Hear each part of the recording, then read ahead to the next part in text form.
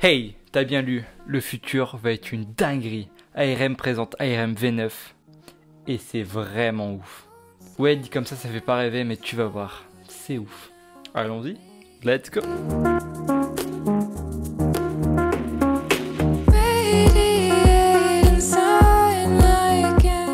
Déjà, ARM, c'est quoi ce truc?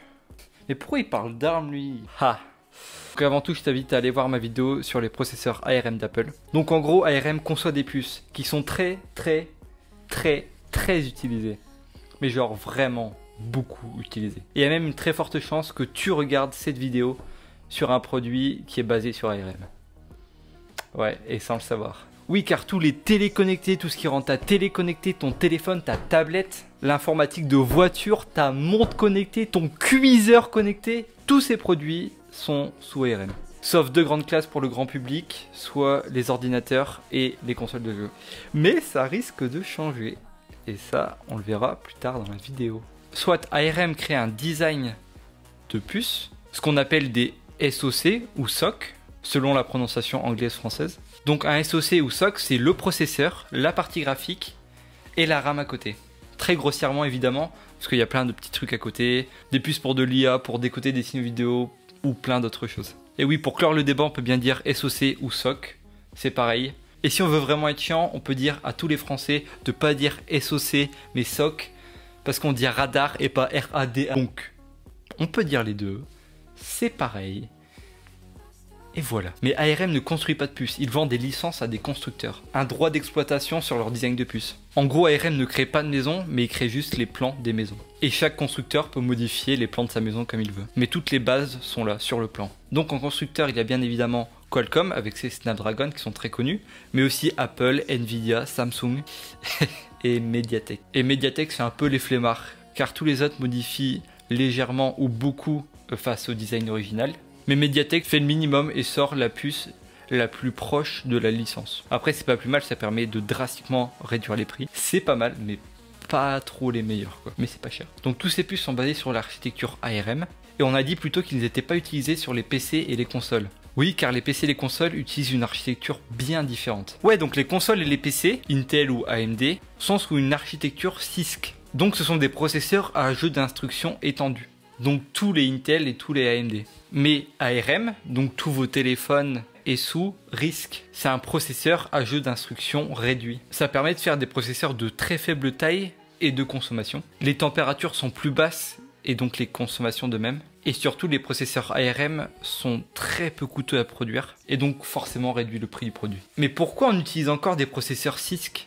La raison est très simple, c'est que ça fait très peu de temps qu'on sait faire des processeurs RISC avec beaucoup de puissance. Du moins avec une taille et une consommation raisonnable. Parce que comme dit dans le nom, c'est un processeur à jeu d'instructions réduit. Pour faire une tâche, il doit faire plein de petites tâches très rapidement. Alors qu'un processeur CISC peut prendre une grosse tâche et la faire. Entre gros guillemets évidemment. Mais ce choix d'avoir utilisé des processeurs CISC, c'était surtout à l'époque car un processeur CISC demande moins de RAM et de la RAM moins performante. Et comme avant, la RAM coûtait extrêmement cher, donc forcément c'est le processeur 6 qui a gagné. Maintenant qu'on sait ce que c'est ARM, parlons ARM V8. Donc la V8 c'est avant la V9. Ouais, malin là-dedans. Ouais. C'est donc la 8e génération de puces qui a été dévoilée en 2012 à l'époque et ça a été une vraie révolution. Et le but d'ARM V8 était d'égaler en performance les processeurs CISC, donc Intel et AMD. Donc déjà la V8 ça envoyait du lourd. Mais quand je vous dis que ARM V8 était vraiment une révolution, ça a été utilisé partout. D'ailleurs tous les téléphones actuels sont basés sur ARM V8. Genre ton téléphone à toi là, il est sous ARM V8. Bah il est basé sur ARM V8. C'est ouf. Mais arrêtons de passer, maintenant passons au futur, passons à la V9. C'est un V mais 9, ouais. Donc le but de la V9 c'est d'atomiser les processeurs CISC. Plus puissant, consomme moins, plus sécurisé et tout ça avec une pincée d'IA. Ouais, ça claque. Et ça, c'est ARM V9. Et ose me dire que ça te donne pas envie. Donc voyons ça un peu en détail, ça annonce environ 30% de puissance en plus comparé à la V8. Tout ça est entre guillemets mieux agencé, donc il peut être gravé beaucoup plus finement, la gravure en nanomètres. Qui dit graver plus fin, c'est mettre plus de transistors dans une même surface, donc moins de pertes électriques, moins de chauffe, ça chauffe moins, et donc comme ça chauffe moins, ça consomme moins. Parfait. Donc c'est bueno. Mais surtout le gros d'ARM V9, c'est surtout basé sur l'IA. Pour avoir des cœurs, une zone spécifiée sur la puce, sur le SoC, spécifiquement fait pour traiter des calculs de IA, pour faire localement de l'IA. Et ça peut être vraiment utile partout. Imaginez votre ordinateur ou votre téléphone précharge des applis car il connaît vos habitudes. Ou genre même du DLSS ou du ray tracing sur vos jeux. Ça peut être sympa. Imaginez un genre de DLSS pour vos montages ou pour vos vidéos YouTube. Vous avez peu de connexion, vous allez sur YouTube, vous chargez une vidéo en 480p, donc pas besoin de beaucoup de connexion. Et votre ordinateur fait en local un upscale en 4K.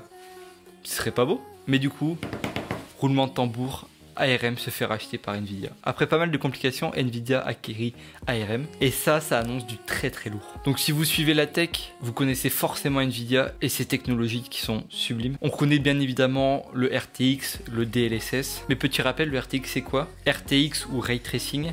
Le Ray Tracing permet une réflexion de la lumière la plus réaliste possible. En fait, c'est le rebond de la lumière sur des objets.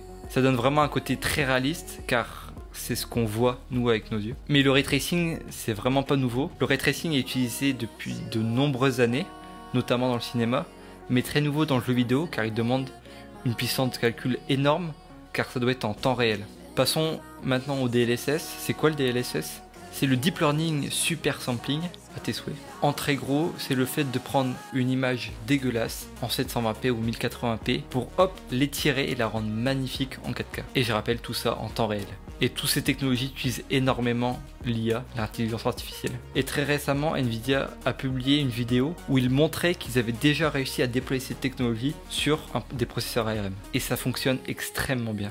Donc tout ça présume un avenir radieux pour ARM. Et vraiment hâte de voir les modifications d'une ARM V9.1 ou V10 apportées par Nvidia. Sachant que si ces technologies sont mises dans la licence ARM, donc tous les constructeurs pourront avoir accès à ces technologies, comme le RTX et le DLSS. Et ça serait vraiment cool. Donc on pourrait l'avoir sur énormément d'appareils, de téléphones, de PC, d'ordinateurs portables, partout.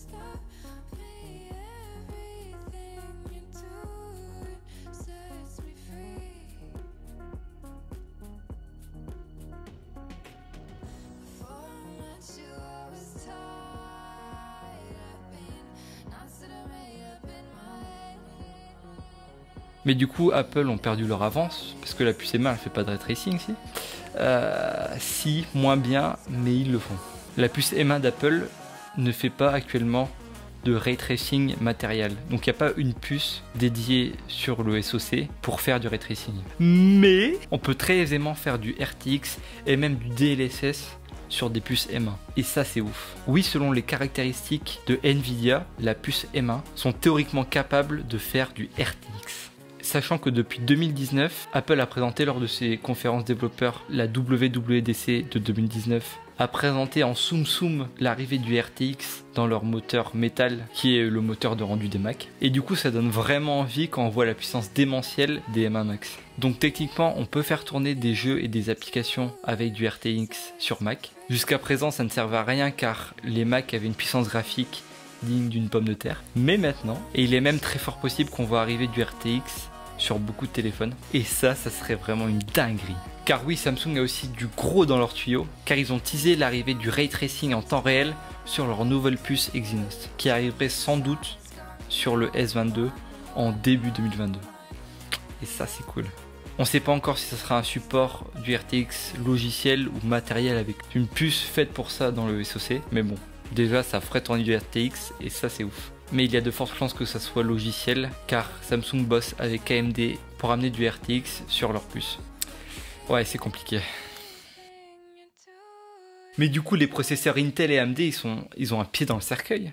Oui, c'est vrai que les processeurs CISC vivent leurs derniers jours. Car actuellement, il n'y a plus vraiment d'intérêt à prendre un processeur CISC. Surtout avec l'arrivée d'ARM V9 et les technologies apportées par Nvidia. Donc, pour un même prix avec de l'ARM, vous pouvez avoir un PC qui sera plus puissant, qui chauffera moins et consommera moins. Donc Intel doit innover ou sinon ça va sentir le cramer. Et vu leur retard et avec leurs difficultés de production, j'ai bien peur qu'on assiste au dernier jour d'Intel. Et pour AMD, j'espère qu'ils seront divergés. Mais du coup, vous allez me demander pourquoi encore tous les PC du commerce vendent encore des processeurs CISC. Bah en fait, on est en période de transition. Il y a des meilleures technologies qui existent, mais il faut le temps que ça ruisselle partout. Et après, le gros problème, c'est que les processeurs CISC et RISC fonctionnent totalement différemment. Que ce soit matériellement ou logiciellement, tout doit être refait de fond en comble pour être compatible avec ARM. Et surtout, ce qui pose problème, c'est le niveau logiciel, car le système Windows et même toutes les applications doivent être totalement recompilées pour fonctionner avec ces nouveaux processeurs.